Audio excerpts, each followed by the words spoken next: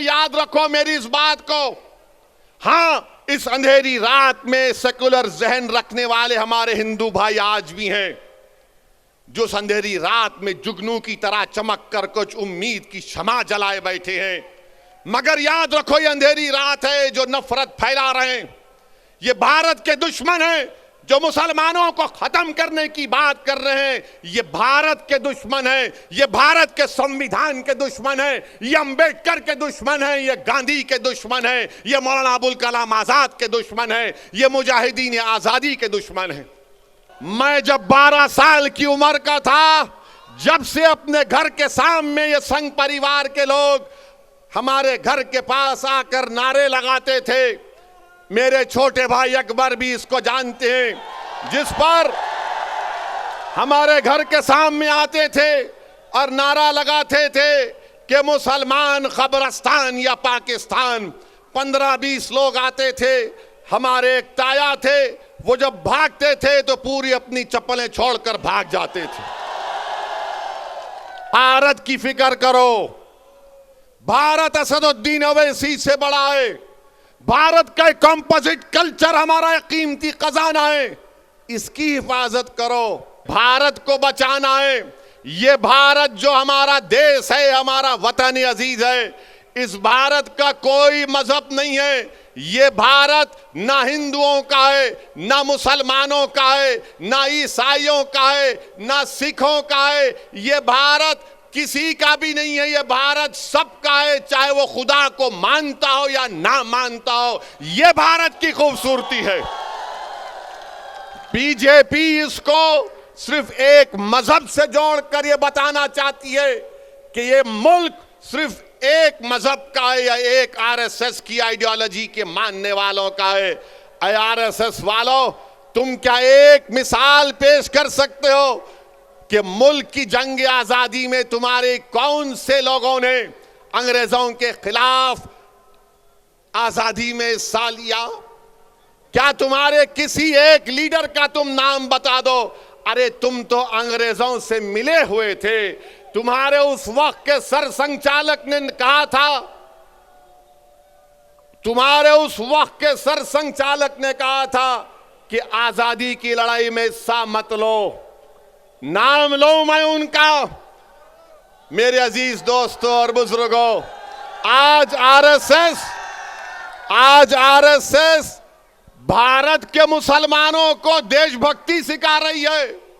जब जरूरत थी अंग्रेजों के खिलाफ लड़ने की तो आप तो खामोश बैठे हुए थे। जब जरूरत थी जेल को जाने की तो आप अपने घर में बैठे हुए थे। अरे हमने हर मैदान में इस मुल्क को अंग्रेजों की गुलामी से आजाद करवाया। नरेंद्र मोदी की जबान से आप कभी नहीं सुनेंगे कि आरएसएस ने इस मुल्क की आजादी के लिए अपना खून या पसीना बहाया। नरेंद्र मोदी बात करेंगे औरंगजेब की, नरेंद्र मोदी बात करेंगे शिवाजी की, नरेंद्र मोदी कभी बात करो सन 57 की जंग आजादी में। बताओ ये लोग आज जो नफरत फैला रहे हैं, इनका क्या रोल रहा? इनका कोई रोल नहीं रहा। बात करते हैं तो जिना की बात करते हैं। अरे इसी सरजमीन से हमने 2 नेशन थियरी को रिजेक्ट किया, मुस्तरद किया। हमने इंडियन नेशनलिज्म और कंपोजिट कल्चर की बात की थी। अगर आज हम यहां पर सहारनपुर में हैं, देवबंद में हैं, गंगों में हैं, तो वह जिना के पैगाम को ठुकराने की सबसे बड़ी जीती जागती मिसाल है। मगर इनको सिर्फ जिना याद आता है। मेरे अजीज दोस्तों और बुजुर्गों, ये बात को आपके सामने इसलिए बयान कर रहा हूं ताकि ये जो रात अंधेरी है, मैं पिछले 5 साल से कह रहा हूं, मेरी तकारीर उठाकर देख लो कि ये अंधेरी रात लंबी रहने वाली है। ये अंधेरी रात लंबी रहने वाली है, याद रखो मेरी इस बात को। हां, इस अंधेरी रात में सेकुलर जहन रखने वाले हमारे हिंदू भाई आज भी हैं, जो इस अंधेरी रात में जुगनू की तरह चमक कर कुछ उम्मीद की शमा जलाए बैठे हैं।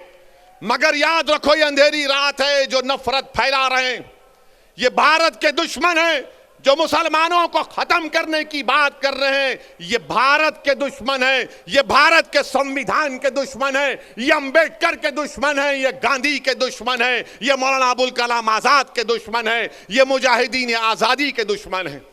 और इनकलाब बर्पा होगा इंशाअल्लाह ताला, इंशाअल्लाह ताला इनकलाब बर्पा होगा, क्योंकि अब तक हमने अपनी जबानों को दबा कर रखा, अब तक हमने अपने दिलों में जो हमारी ख्वाहिशात थी, जो उमंगें थी, जो ख्वाबें थी, उनको दबा कर रखा। मेरे गयूर नौजवानों, मेरे इज्जतदार ख्वामर मिल्लत के बुजुर्गों, उलमाए दीन से मैं आपसे गुजारिश कर रहा हूं कि इन ख्वाबों को पूरा उसी वक्त किया जा सकता है जब हम अपनी पार्टी के सियासी नुमाइंदों को कामयाब करेंगे। कोई उठकर बोलेगा ओवैसी मुसलमान अगर जीतेगा तो क्या सांप्रदायिकता को फायदा नहीं पहुंचेगा? मैं कहूंगा कि फिरका परस्ती खत्म होगी, फिरका परस्ती खत्म होगी अगर मुसलमानों के नुमाइंदे कामयाब होंगे। कोई पूछेगा कैसे? तो दैनिक भास्कर अखबार उठाकर देख लो आप। दैनिक भास्कर अखबार ने लिखा कि उत्तर प्रदेश में डीएम डिस्ट्रिक्ट कलेक्टर 28% ठाकुर हैं और ब्राह्मण समाज के हमारे भाई 22% हैं और 5% दलित और शेड्यूल्ड ट्राइब से। कितनी आबादी में हिस्सा होगा ठाकुरों का और हमारे ब्राह्मण भाइयों का? 15-16% के करीब होगा, मगर 50% डीएम उनके हैं, 50% डीएम उनके हैं। समाजवादी की सरकार हो, बीएसपी की सरकार हो या बीजेपी की सरकार हो, ठाकुर और ब्राह्मण विधानसभा में 25 से 27% नजर आएंगे और 19% मुसलमानों की हिस्सेदारी की मैं बात कर रहा हूं। नहीं, सांप्रदायिकता को फायदा मिलेगा, फिरका परस्ती बढ़ेगी, ये करेंगे तो बहुत अच्छा। ये दूध के नहले हुए हैं, ये बड़े पाकीज़ा हैं। और जब हम एक मजलूम कौम की इंसाफ की बात कर रहे हैं तो सब खामोश हो जाते हैं। मैं यहां पर हमारे हिंदू भाइयों से भी कहना चाह रहा हूं, असदुद्दीन ओवैसी और मजलिस किसी मजहब के खिलाफ ना थी, ना है, ना कभी रहेगी इंशाअल्लाह ताला। मैं यहां पर हमारे पिछड़े वर्ग के खास तौर से हिंदू भाइयों से कहना चाह रहा हूं, हमारे पिछड़े वर्ग के हिंदू भाइयों से कहना चाह रहा हूं, मेरी बात को आप याद रखो। आपको ठगा गया हिंदू एकता के नाम पर। पिछड़े वर्ग के हिंदू भाइयों से कहना चाह रहा हूं, मेरी बहनों से कहना चाह रहा हूं, आपको ठगा गया हिंदू एकता के नाम पर और आपको क्या मिला? ठाकुरवाद आपको मिला, आपको ठाकुरवाद मिला। जिस तरह उत्तर प्रदेश के मुसलमानों को सेकुलरिज्म के नाम पर, समाजवादी के नाम पर वोट लिया गया, तो हमको क्या मिला? हमको यादववाद मिला, आपको ठाकुरवाद मिला। आओ मेरे पिछड़े वर्ग के हिंदू भाइयों, मैं तुम्हारे साथ काम करने के लिए तैयार हूं, मैं तुम्हारे साथ ठहर कर तुम्हारी लड़ाई लड़ने के लिए तैयार हूं। मैं हमारे दलित भाइयों से कह रहा हूं, मैं हमारे दलित भाइयों से कह रहा हूं, अगर आपको यह शिकायत है कि बीएसपी आपकी बात नहीं कर रही है, तो असदुद्दीन ओवैसी तुम्हारी बात करने तैयार है, तुम्हारे खिलाफ इंसाफ का मुतालबा करने के लिए तैयार है। और मेरे अजीज दोस्तों और बुजुर्गों, आप यहीं पर फिर ये लोग आके बोलते ओवैसी की तकरीर से हिंदू और मुसलमानों में नफरत की दीवार बढ़ गई। कौन सी मेरा जुमला है तकरीर का, निकाल के बताओ। कानपुर की मेरी एक तकरीर को 45 मिनट की तकरीर में 45 सेकंड निकाले ये आरएसएस के जाहिल लोग। बिल्कुल थम्स अप है, इनको सिर्फ 90 साल तक चड्डी पहन के लग फिर आए थे, तो अचानक ख्याल आया यार 90 साल उम्र हो गई, पैंट तो पहन ले। तो पैंट पहना।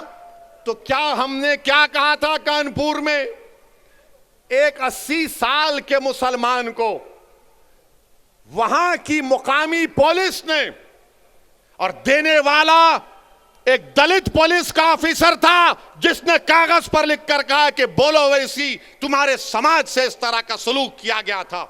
मैं अपने उस दलित ऑफिसर को सलाम करता हूं। उसने कहा कि 80 साल के एक मुसलमान की पुलिस ने दाढ़ी लोची, उसको पीटा और उस पर पेशाब किया। तो मैं बोला उसके खिलाफ, तो आरएसएस ने यह कह दिया कि ओवैसी ने हिंदुओं के खिलाफ कहा। मगर जब हमने पूरा 2 मिनट का वीडियो डाला तो पूरे अपने बगलों में अपने चप्पल को रखकर भागना शुरू कर दिए।